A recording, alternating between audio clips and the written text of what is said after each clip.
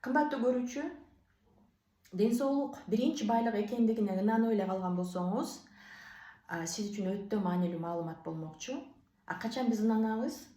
Денебизде бир көйгөй жаралганда, ооруп калганда гана ден соолугубуздун баркына жетет эмеспизби? Бул видео сиздин ошол ден соолугуңузду чыңдоого, оңдоого бир түрткү болот, себеп болот деп мен толук ишенем. Анда эмесе жакшылап тыңдаңыздар. Биринчи муну түшүнүп алыш үчүн дене түзүлүшүбүзгө көз чаптырабыз да. Ошондо оору менен күрөшүү жеңил болот. Денебиз биздин 12 системадан турат. Системаларыбызга мисал келтире турган болсом, нерв системабыз эле борбордук жана перифериалдык болуп бөлүнөт. Репродуктивдүү система бул бизди ата эне болууга жардам берет. Бүт жыныс органдары кирип кетет да. Эндокриндик система, бөлүп чыгаруу, сөөк жана муун, лимфа, иммундук жана башкалар. Ар бир системабыз өз алдынча органдардын топтомунан турат. Мына мисалга жүрөктү тартып койдум. Жүрөк тамыр системасы. Ал эми ар бир орган тканьдардан турат. Тканьдарыбыз болсо клеткалардан. Биз ооруну органга жеткенде гана көңүл бура баштайбыз да, ден соолугубузга. Оору катуу болуп атканда гана дарыгерге чуркайбыз. Дарыгерлер болсо ошол ооруну басыш үчүн бизге препараттарды жазат дагы. Эч качан мындан кийин айыктым деген адамды көргөн жокмун. Себеби оору басылгандан кийин баягы эле жашообузду улап кетебиз да. Ошол эле жеген тамагыбыз жүктү түшүрүп атабыз денебизге. Же болбосо тийиштик берип койдук да. Сыздап алдык, сууга өткөрүп алдык. Жанагы бактерия, микробдорду, ооруну козгогучтарды дагы жандандырып коебуз да. Туура эмес ойлонуп атабыз, стресс болуп атабыз. Ушинтип отуруп кайра эле баягы ооруну күчөтө беребиз да. Өнөкөт бейтапка айланабыз. Анан кандайдыр бир убакыт өткөндөн кийин же ошол органды берип тынабыз, же болбосо оору бизди таптакыр жыгат да. Көрдүңүздөрбү? Ушул эле система менен, ушул эле сценарий менен биз жашап келип атабыз да. Жок, эгерде чындап айыгам дей турган болсоңуз, мына клеткага көңүл буруңуз да. Оору биринчи органга жеткенге чейин клеткадан башталат да. Ал эми клеткабызга эмне керек? Биздин деги эле ушул денебизде өзүн өзү тазалоочу, өзүн өзү сакайтуучу, жаңыруучу касиети бар да. Программалар киргизилген да. Мисалга ошол эле клеткабыз ар бир органдыкы өз алдынча кандайдыр бир убакытта жаңыланып турат да. Эң тез жаңырганы бул терибиздин клеткалары да. Билесиздер, бир жериңиз кесилип кетсе эле, жараттын кичине чоңдугуна карата 2 күндөн 2 жумага чейин жанагы жерибиз ордундай болуп калат да. 10 жылдап, 20 жылдап жаңыланган органдарыбыз бар. Мисалга сөөктөрүбүз 10 жылда, жүрөктүн клеткалары 20 жылда жаңыланып турат. Мындай караганда, эгерде денебизге биз тоскоолдук кылбай турган болсок, оорубайт экенбиз да. Жок, андай болбойт экен да. Биз туура эмес жашап атыппыз дагы, клетканы оорутуп, клеткага керектүү нерселерин бербей атпыз. Эмнелер керек? Биринчи кезекте суу. Суу дегенде ичип аткан чайыңыз, кофеңиз, суусундуктар сууга кирбейт. Баарыңыздарга эле белгилүү болгондой, денебиз 60-70% суудан турат. Суусуз эч бир биохимиялык реакция ишке ашпайт, тазалоо процесстери жүрбөйт да. Анан суу дегенде жөн эле суу эмес, анын сапатына көңүл буруңуздар да. Сапат дегенде pH деген түшүнүк келип чыгат. pH дегенде билиңиздер, бул ысык суук деп да. Муну өлчөйбүз 1ден 14кө чейин. Ортодогу 7 деген бул нейтралдуу зона да. Биздин эгерде pH'ыбыз, жана ысык суук деп атабыз го, ошол 7,4дөн 7,5ке чейин идеалдуу да. Ошодон ылдый карап кеткен болсо суугубуз ашып кетет, жогору карап чыгып кетсе ысыгыбыз ашып кетет да. Экөөндө тең оорулар пайда болот да. Айрыкча азыр сууга ашкандар көп да. Сууга ашканда бүт жанагы аягында ит деген диагноздар пайда болот. Сезгенүү процесстер да. Кулак ириңдеши мүмкүн, ичегилерде пайда болушу мүмкүн да. Мунун козгогучтар жанданып чыгат, жана инфекция, бактериялар да суугубуз ашып кеткенде. Эми ар бир жеген суудан тышкары дагы жеген тамактарыбыздын дагы өзүнүн pH'ы болот да. Же суук тамак, же ысык тамакта ошолордун баардыгын теңдеп турушубуз керек экен.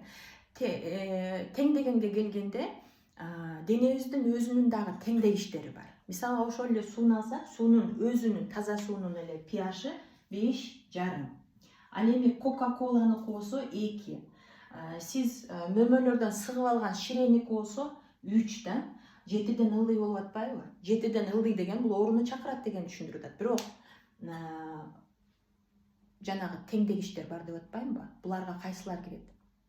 Минералдар. Натрий, калий, кальций, магний. Ушул эң күчтүү шелочтуу минералдар болуп эсептелет да. Айтайлы, аябай эле жанагы таттуу суусундуктарды ичип атасыз. pH-ыңыз нол жерге 1ге түшүп калды да. Эгерде мунулар жок боло турган болсочу, адам өлүмгө учурайт. Муну реаниматологдор жакшы билишет да, ошол pH-ын шилекейинен өлчөп туруп эле билип коюшат, адам оңолуп кетеби же болбосо жоголобу. Мунул минералдар дароо чыгат денебизде, каерде болсо да. Мына ошолго айтайлы, магний булчуңдарыбыздан чыгат да. Калийди билесиздер. Калий бул тамагыбызда бүт жана кургатылган жемиштерибизде бар да, өрүк какта бар да. Ошолор чыгат, сөөгүздөн кальцийлер чыгат дагы, жанагы pH-ты кайра 7ге көтөрө коет дагы. Анан биздики өзүнчө ден соолугубуз мындай оңолуп калат экен да. Экинчи эмне керек? Демек pH-ка көңүл бурат экенбиз да. Тоскоолдук кылбастан, бул жерде кичине болсо дагы салым кошуш үчүн биз ширелерди жок кылат экенбиз. Суусундуктарды ичпейт экенбиз, таза сууну ичет экенбиз ичкенде дагы да. Жок дегенде 5,5 болуп турсун, мунулар таңкыстыкка учурабасы депчи сурабайт бизденчи. Биз ушул адам жок болуп кетпесин деп туруп, сөөгүктөрүбүздөн алып бере берет экен, булчуңдарыбыздан алып бере берет экен да. Ошол себептен анан мисалы үчүн магнийибиз жетпей калган болсо, ансыз деле магний дайыма таңкыс да. Стресс болгон сайын биз коротуп турабыз анычы. Булчуңдарыбыз түйүлө баштайт да, жүрөктөрүбүз сыгыла баштайт. Кальцийде болсо ошо белсел, буттарыбыздын ошо бүт сөөгүктөрүбүз ооруп, жана прогноз погода болуп калабыз да. Көрдүңүздөрбү? Ошол себептен буларды жөн эле корото бербестен, жанагы ушул нерсени пайда кылып аткан булакты жок кылышыбыз керек экен. Ширени жебей коюңуздар да. Экинчи эмне керек? Экинчи клеткабызга детокс керек, тазалоо. Денебиз өзү тазалап тура алат. Буга катышат кайсыл органдарыбыз? Эң негизги лимфа системабыз тазалоочу. Боор, өпкө, бөйрөк, терибиз баардыгы тазалап турат, бирок азыр ашыкча болуп кетиптир да. Мына жутуп аткан абабыз, ичип аткан суубуз, пластикти аябай көп пайдаланып атабыз, косметика, жуучу каражаттар, ушунун баардыгы айрыкча ашыкча болуп кеткен үчүн азыр организмибиздин алы жетпей атыптыр дагы. Кошумча жок дегенде жылына 2 жолу тазалоону ишке ашырып туруңуздар да. Муну кантебиз десеңиздер, комментарийге жазып коюңуздар. Номеримди калтырам. Сиздер менен баарлашуу болот да. Үчүнчү эмне керек? Үчүнчү азык керек клеткаларыбызга да. Демек, мунолор керек экен. Көрдүңүздөр, минералдар. Азыктар дегенде буларга нутрицептиктер деп коет. Витаминдер, минералдар, толук канбаган май кычкылдар, алардын арасында эң пайдалуусу омега 3 майлары керек да. Баттар жаман дегендер үчүн мынакей сиздерге далил да. Баттар керек экен. Себеби денебиздин булар курулуш материалдары экен да. Ошол эле белок керек, майлар керек. Башка майлар дагы да. Углеводдор дагы керек, бирок углеводдордун да туурасын тандайбыз да. Булар жанагы клетчатка деп коюп атабыз азыр да. Ошол көбүрөөк жашылчаларда бар да, ошол дан азыктарында бар. Ушуларды көбүрөөк жешибиз керек да. Төртүнчү, коргоо. Коргоо дегенде күн сайын биз жуткан кычкылтек бизге кандайдыр бир өлчөмү душмандык кылат да. Эркин радикал деген нерселер. Бул жөнүндө дагы видео тартканмын.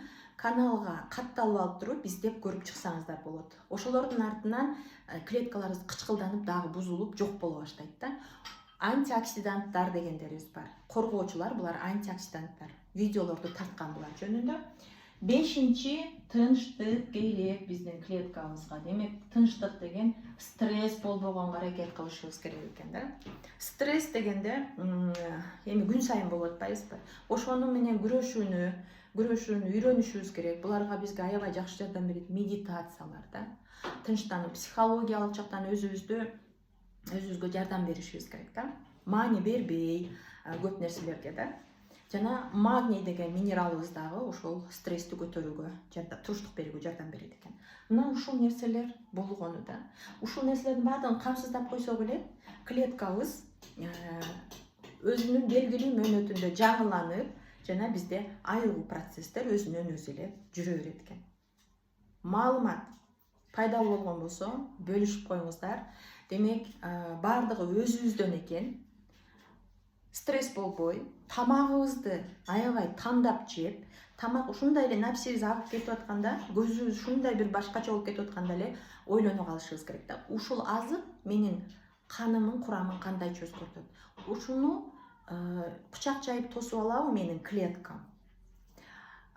Суу мен бүгүн канчалык ичтим? Белгилүү өлчөмдө ичпей калыпмын, менин клеткам жабыркап атат. Коргоюнчу, детокс кылып коеюнчу деп туруп, ошо клеткабызды кастарлашыбыз керек экен. Тынч болуңуздар, ден соолуктун биринчи байлыгы экенин унутпаңыздар.